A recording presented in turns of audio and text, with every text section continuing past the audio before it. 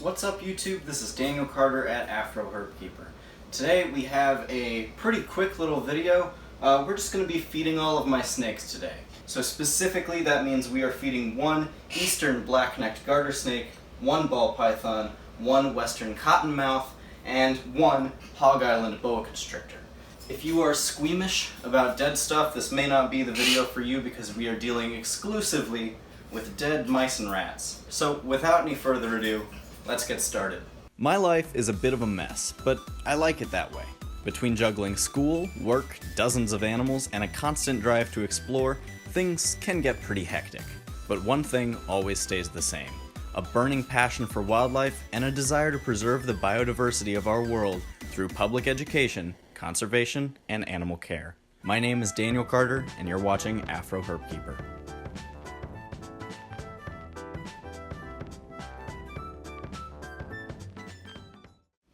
So this is Mort, my eastern black-necked garter snake. We are, in this video, arguably going to be saving the biggest and baddest for last. But Mort is the snake that I've had the longest. She's actually the first snake that I ever owned, and she's still going strong. I believe she's about 10 years old now. I have her here in this 28 by 24 by 12 vision style cage. She's doing really well in here. It's set up bioactively. So live plants, live cleanup crew, and she is going to be getting 3 fuzzy mice today. She's gotten much better about feeding. She used to be super shy. Look at that. Oh, she's hungry.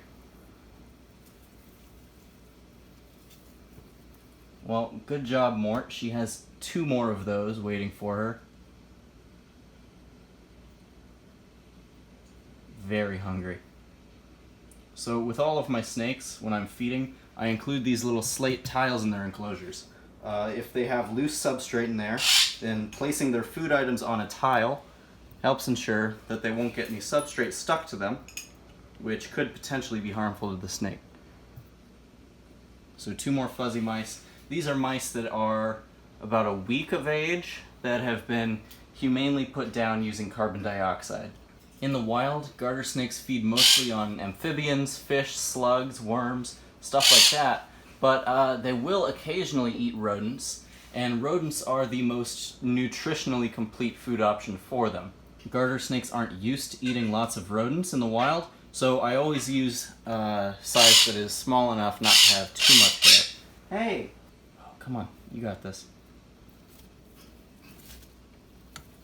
She's so close. Very enthusiastic, but not the brightest. It's behind you. If we were to close this, she'll figure it out.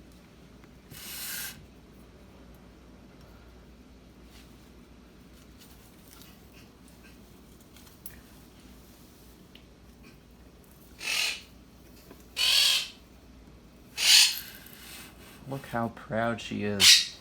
Good job, Mort. All right.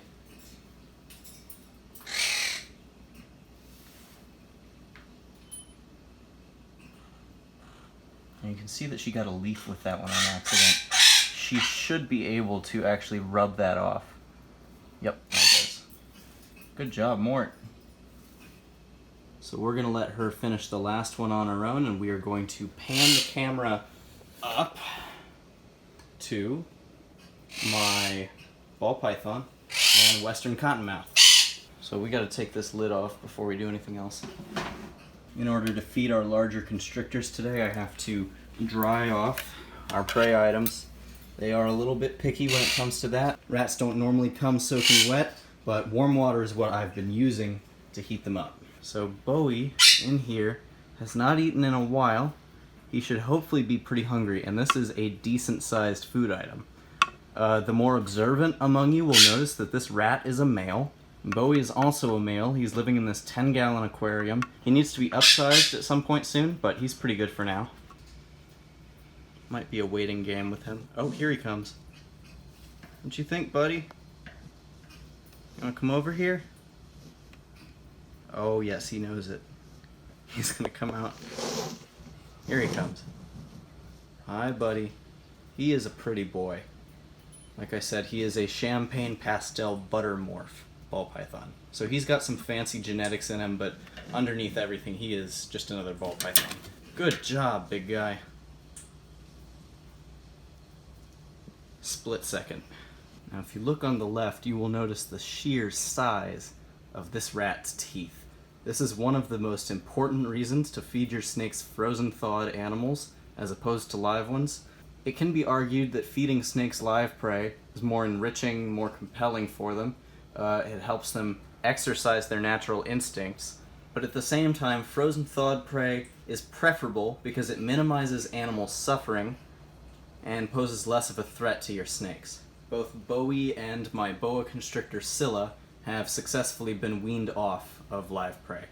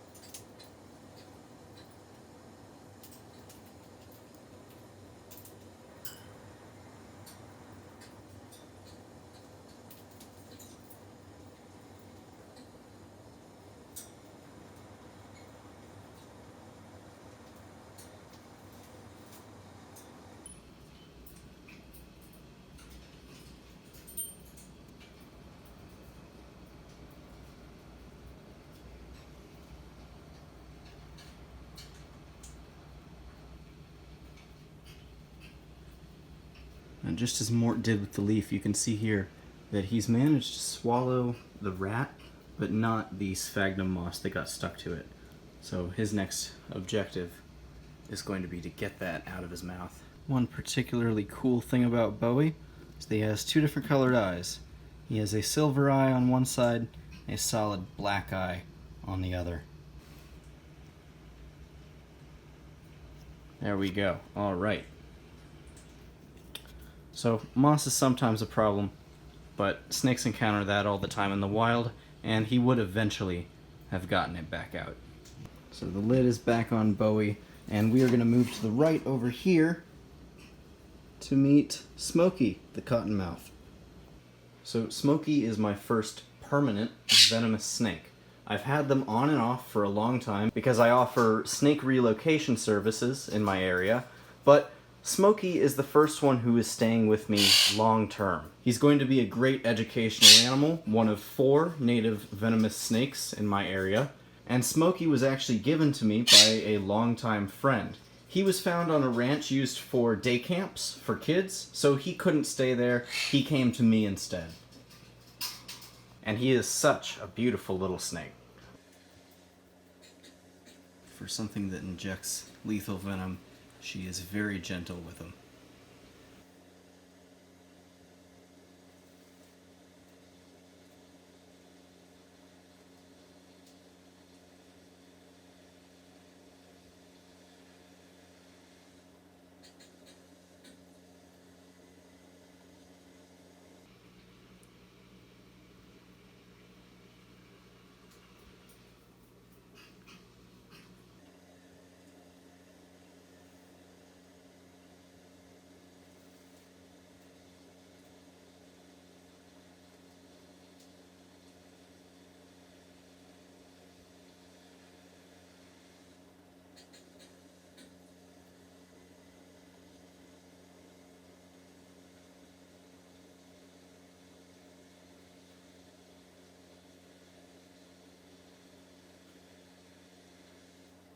That would be the first time I have watched him or her eat all the way through. Now the lid goes back on. We have safety stones on top of both the cottonmouth and the ball python, just because the ball python is especially strong.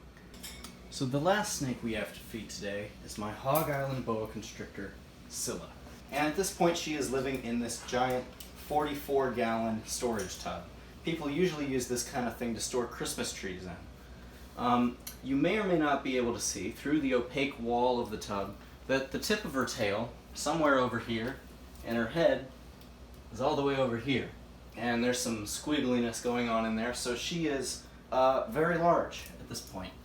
We're gonna slide her tub out here, and I am happy with how this enclosure turned out. It's very simple, but it's very effective. And it shows her off absolutely beautifully. Look how big she's gotten at this point. Those are size 11. Now that is a prize boa constrictor right there. What a stunning animal. Okay, so Scylla, we have to dry off her rat as well. So Scylla is receiving one jumbo rat. It's very large, and it should keep her satiated for about a month. She is already well aware that it's feeding time because she's very intuitive like that. So, here goes nothing.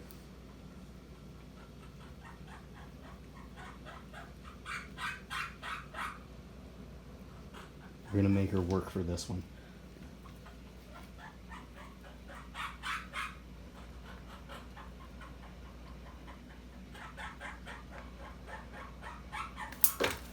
Good job, girl.